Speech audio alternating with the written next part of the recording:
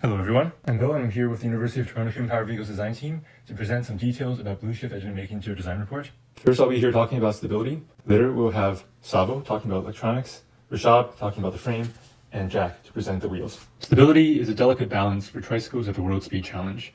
You want your vehicle to be as narrow as possible, but you also want your track width to be wide enough so that you don't flip over. So let's take a look at a very simple model of static stability. If we support the mast from one point of the ground, you get an inverted pendulum at equilibrium. Now, suppose there is a second supporting beam symmetric to the first. If we fall away from that beam, it will fall over and it's unstable. But if we fall towards that second beam, then it will not move and it is stable. This argument is independent of distance, so we can rotate this support around the vertical axis in order to obtain a cone. If the support is outside this cone, then the vehicle will not topple over. Now we superimpose the actual vehicle model in order to see our actual base of support. Here in the top view, we see the contact patches of the three wheels of BlueShift. The base of support of a set is equal to its convex hull, in this case the blue triangle. We see that the base of support lies outside the circle in all forwards and lateral directions. This means that the vehicle will slide before tipping in all these directions. In the rear, the base of support lies nearer to the CG. However, this is acceptable, as the maximum forwards acceleration of the vehicle is limited by pedaling power and is much less. We also consider the dynamical stability of the steering axis. Our steering geometry gives a positive but small trail.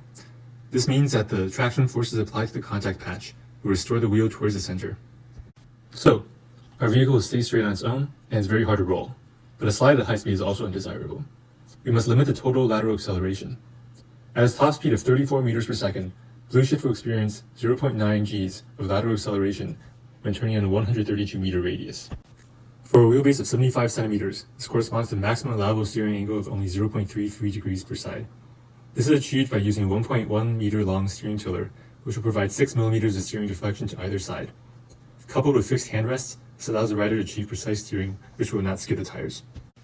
Finally, we also examine BlueShift's aerodynamic stability.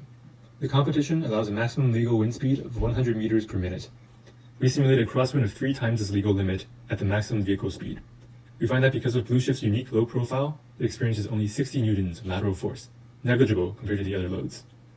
Having considered all these aspects, we believe that the BlueShift design is stable in high-speed operation. Given the design of BlueShift, electronics became a critical system in our ASME entry as the rider's vision is entirely based off of camera feeds. However, they are not the only electronic system on the vehicle. There are actually 4 subsystems in electronics: the aforementioned vision system, lighting to meet safety requirements, data system to collect information about BlueShift, and telemetry enables our vehicle to communicate wirelessly. The photograph is of the complete digital system circuit board. The design began with block diagrams connecting inputs and outputs of different parts to show how they would be connected. The final result is shown here. For the purposes of reliability, there are 2 halves that are independently powered: the analog video system on one hand and the remainder of the electronics on the other, also referred to as the digital system.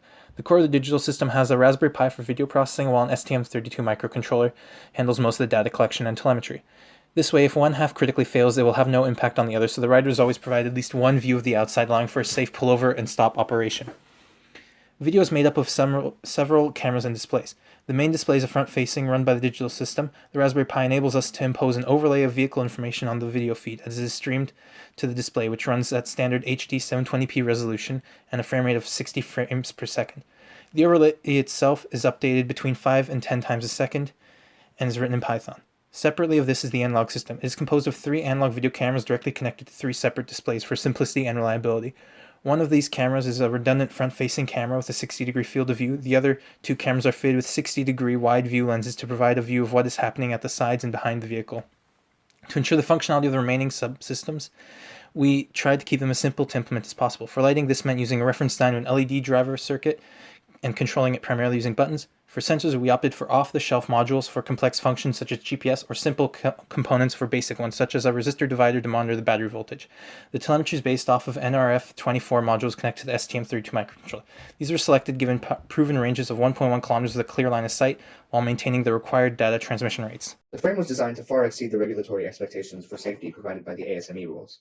We wanted to make the bike extra safe because it uses a first-person viewing system on a track with many other racers, and we were also designing this vehicle to compete in the World Human Powered Speed Challenge. In many of the preliminary design simulations, stresses were concentrated near the headset, as you can see in the picture on the right, especially when simulating sharp turns at high speeds. Because of space constraints, we couldn't add another support member, so to compensate, the dimension of the existing members were maximized, and the thickness was made to be 8 millimeters. There were many spatial constraints in designing the frame. One example involves the rear tubes. They had to curve around the riders' helmets, but still fit in the fairings tail. The only way to achieve this was to split up the tube into 3 separate pieces for manufacturing ease. Ideally, we would have used the RPS testing rig in the HPVC manufacturing facility to verify the performance and safety of the frame. However, the university was closed before that could be done. Last but not the least are the wheels based on previous designs with front-wheel drive. The most novel aspect of the configuration can be found in the rear wheels, which are dished outward to follow the available space between the rider and the fairing. The carbon fiber wheel discs have been made with quality control in mind.